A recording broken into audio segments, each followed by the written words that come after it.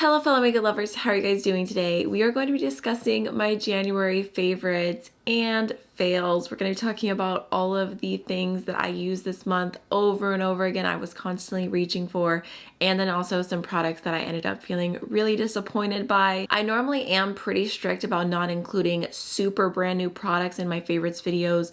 These are things that I have been reaching for all month long, starting January 1st kind of vibes. Every once in a while I'll let you guys know like this is a little newer, but like it's just doing what it needs to do. But honestly, today I have for you a lot of staple products, even some things that I have been using consistently for years and years.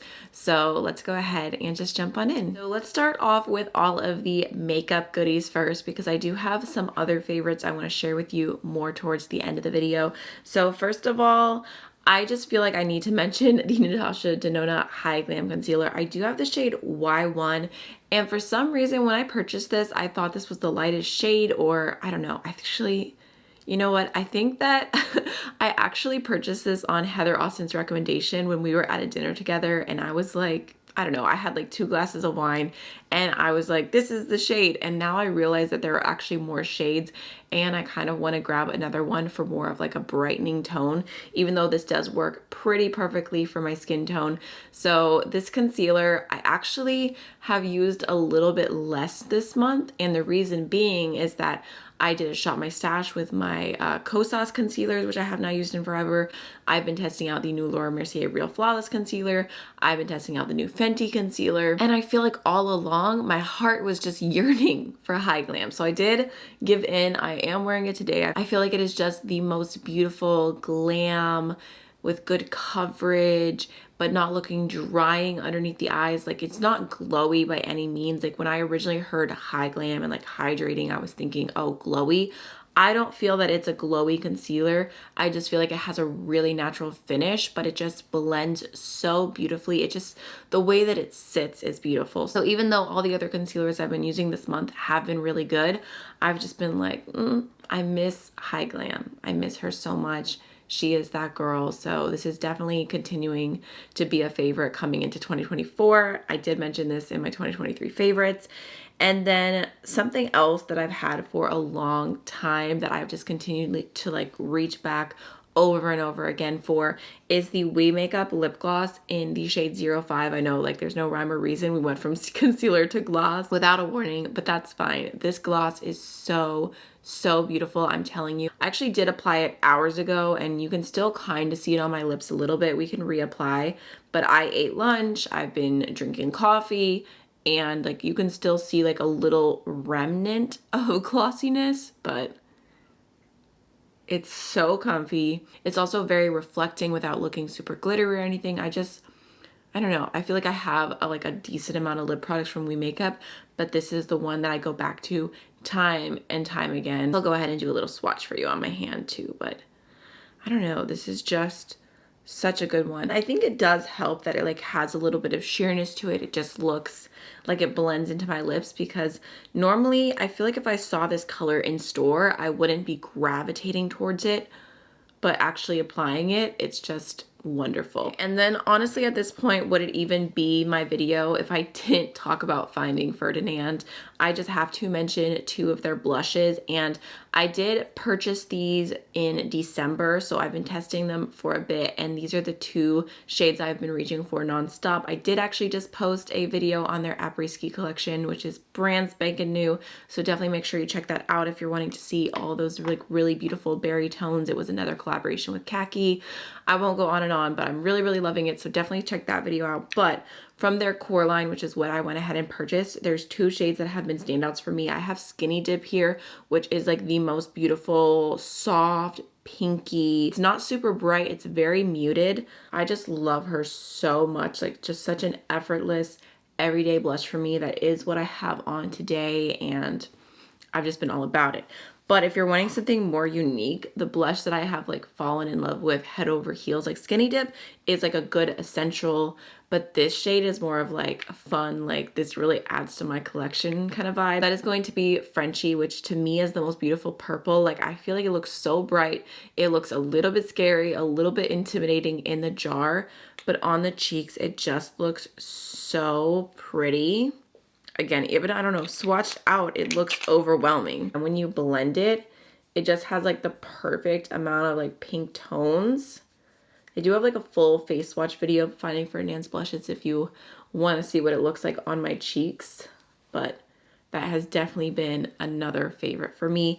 And then one last thing I'll just talk about really quickly, the Finding Ferdinand Lash Lift Mascara. They actually did send me one of these, like one of these tubes in PR, and I didn't get to it. And then when I made my order, another one came free with purchase, and I was like, oh yeah, that mascara. Like, I know I have a backup, which I'm really happy about because I just started using the one that was in the package I ordered. It's so good. Like, it is such a nice tubing mascara. It's what I have on my lashes. I only did one coat. I mean, typically I only do one coat. I feel like some people do all these different like combos and like layering and it looks beautiful, but I'm like a lazy girl at heart, and one coat of mascara does a lot for me. I also feel like one coat makes me see a difference pretty easily because I have very like blonde orangey lashes. I feel like this gives me some length, it gives me some volume. It's like a really nice rich black shade. And best of all, it comes off super easy when I wash my face at night because I don't know, my out for 2024 is mascaras that grip onto your lashes and like you have to literally pull your lashes out to get the mascara out. I'm not about that anymore. I'm all about the tubing mascara life. I feel like I've kind of dabbled. Ooh, but to be fair, I did just buy a new mascara from L'Oreal that I haven't seen anyone review yet. I'm not sure why, but I'm going to try and post a reel with it. And I don't think that's a tubing mascara, but I bought it anyway, so I don't know. I did try the lash extender mascara from e.l.f. this month, and this one is in the shade brown. It was like $7, so it's definitely a little bit cheaper than the lash lift, but I feel like I don't know, I feel like it's not doing as much for my lashes as lash lift does. Like this does more and has more drama in one coat. I do have a brush to mention, and that is going to be the Singe Beauty F02. This is just such a good concealer brush. I feel like it's super dense but really soft. It has a really nice shape just to get like fully underneath your eyes. And I have been using this a ton in comparison to the BK Beauty, where is she? The A506, because that's my other favorite concealer brush, even though, oh, here she is. She's a dirty girl. She is, so try not to judge her too much. We're not clean shaming brushes over here, but this is the A506. She's that girl. And I've just been like constantly battling, reaching for one or the other. And I think they're both really beautiful. But I think I've decided that the A506 is a little bit better when I want like a slightly softer look. I feel like the Singe Beauty brush packs on the coverage a little bit more. I feel like it just has a little more denseness to it. It has a little bit more going on. They both look beautiful. They both look really flawless. But I feel like when I'm like, I want that full glam look, F02, such a good one. So I have like a little tiny bit of like skincare-esque products, but I promise I'm not going to make it boring. Just really quick, I wanted to mention the Milk Makeup Moisturizer. I know I've mentioned this many a times on my channel. I've gone through multiples of these. I tried to stop buying it and use something a little bit more affordable, and I ended up purchasing it again because I just feel like this is the best moisturizer. If you're just wanting a simple moisturizer that does the job, it doesn't have anything extra fancy happening, it just really nourishes and hydrates your skin. That is what this moisturizer is. You can see I'm almost done with it, but this moisturizer is literally getting me through winter. My skin has been so dry. It's been a mess. My skin has just been very thirsty, and I feel like this delivers and does what I need it to do. And honestly, I feel like if your skin looks dry and like just not taken care of underneath makeup, then it just doesn't look as good, like no matter what makeup you put on. So it's been really important for me to stick to my skincare routine. And then just a little step further from that, I have the Sol de Janeiro Brazilian Kiss Capuchu Lip Butter, and I love this so much. Again, with my skin being dry, I've just been all about chapstick. This is like $18, so for a lip butter, it does feel a little bit expensive, but I'm telling you, it is so worth it. I did receive the first one of these that I ever had in PR, and I have purchased multiple since then. I've literally purchased backups. I purchased one for my partner, which, let's be honest, I end up stealing it from him, even though he does really like it as well. So basically I just have these all over my house at all times. It smells so good and summery. It's not super thick, so maybe not like the best like overnight lip hydrator, but just throughout the day, throw in your purse, like amazing. Oh, and then I have one more like skincare adjacent product that I just wanted to mention. And I don't know if I can link this exact one that I have, but I got this little set from Target and it was like little like foamy headband. I don't really care about this as much. I mean, it definitely works. Like I'll use it for my skincare. Like, I don't know. It is a little funny. It's fine. But what really got me is that it came with like these two like little wrist towels. And I don't know if I'm like just living under a rock, but I've never heard of these before. I've never seen someone wearing them.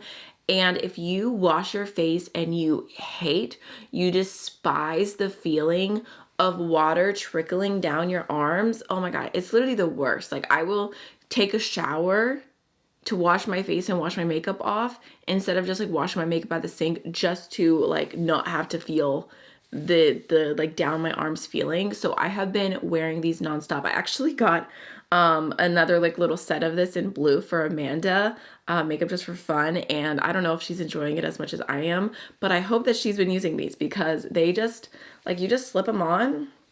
They're just little towels. They're really simple. Like I think that if you have like a little sewing kit, you could probably even like use an old towel and make them yourself. Like not as like cute, but it would still work. And it just, it saves me from that feeling. So I've been obsessed. I've been using these nonstop, and I don't know if I can link the exact ones because they were in the Target like bullseye section, but I will try and find something similar to link for you guys because I'm impressed. Okay, so one last favorite before we jump into the fails. This is a purse, and I'm actually really proud of this. I did a little TikTok showing the process, but this is an Etienne Anye purse, and I found it at my local thrift store for literally $1.99, and it was in such a sad condition. Like there was actually more fading. It was super dry, like super dirty. There was like markings on all of the brass, and I just saw it and I saw what it was and I was like, wow, it looks really pretty. I like did a quick Google search of the purse and I saw what the brand was and I was like, oh, like people are selling this for like a decent amount of money. Not that I planned to sell it, but I was just like, oh, this is cool. And I have been watching some like purse restoration videos, like just because I think it's satisfying on TikTok. So when I saw this and it was so affordable, I was like, you know what? Let me get it and let me see if I can restore it. And as you can see, like, I'm not saying I did a perfect job. I'm actually kind of tempted to go in with a little bit more leather moisturizer and do another round. But for a purse that I got for $1.99 that was literally made 50 plus years ago, I'm obsessed. I definitely think it could do with another round of moisturizer, but I think the red is so beautiful and it's just like so classic and timeless. And I'm just kind of obsessed with the idea that it was so sad and now it's like so special. So I am definitely on the lookout for like if I ever see another leather purse while I'm thrifting to restore it. I actually have all the products in front of me, like not that I'm like telling you to buy these or anything. They're just sitting on my desk for, I don't know, Lord knows why. But there's a creator on TikTok named Will and he recommended these and I think I only spent about like $25 on everything that I purchased to restore it. So yeah, I mean, and it was fun. And like, there's like a sense of self-pride because it's like, you did that. This might even be my favorite purse that I own now. I just think it's so classy, so cute. So definitely a January favorite slash maybe a forever favorite. Like if I take care of it, you know? All right, so let's talk about a few different fails. So firstly, this is genuinely my fault, and I feel like this is just almost like a lesson to me, to you, that if you know a product is not going to work for you, if you know it's not your preference, the hype gets to you and you're like, oh, like these look beautiful and everyone's talking about it, but you know it's not going to work, like don't buy it. And I'm talking to myself because I picked up the Maybelline Lifter Plump Gloss and I picked up the NYX Duck Plump Gloss because I thought they both looked cute. I saw a lot of people like talking about them. And yeah, I'm never, ever putting these on my lips again. Like it's too much for me. I'm like too sensitive. I just feel like the Buxom lip glosses is like, that's my max. That is my absolute max when it comes to plumping lip products. My camera just died, but what I was saying is that these two are so intense. Like it's just, I can't do it. I cannot do it. I totally regret purchasing those. And like I said, it's not even about the product. Like, they're doing what they're supposed to do. It was a poor decision on my part to try them.